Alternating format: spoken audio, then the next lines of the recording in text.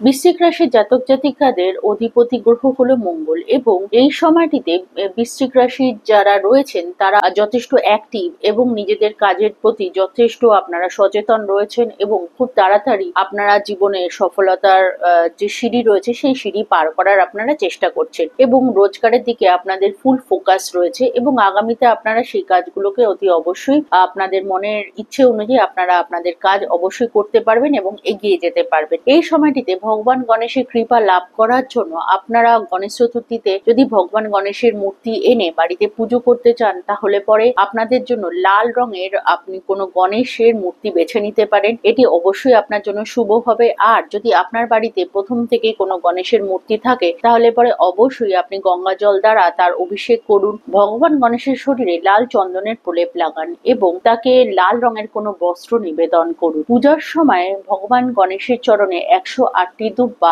লাল কুমকুম অথবা লাল চন্দনের মিশ্রণের সাথে মিশিয়ে তার চরণে অর্পণ করবেন, এবং ওম ধূম্র বর্ণায় নামা এবং ওম গাং গণপতায় নামা এই মন্ত্রটি অতি অবশ্যই উচ্চারণ করবেন। এরপর ভগবান গণেশের উদ্দেশ্যে আপনি অন্যান্য ফল ফলাদির সাথে একটি লাল রঙের ফল অবশ্যই নিবেদন করুন, এবং ভোগের মধ্যে আপনি আপনার সাধ্য মতন অথবা 250 গ্রাম লাড্ডু নিবেদন করতে পারেন। ভগবান গণেশের চরণে আপনি একটি লাল রঙের চন্দন কাঠের মালা অথবা কোনো চন্দন কাঠ আপনি ভগবান গণেশের চরণে আপনি নিবেদন করতে পারেন আপনার মনোবাঞ্ছা জানিয়ে। এতে ভগবান গণেশের কৃপা অবশ্যই আপনি লাভ করবেন।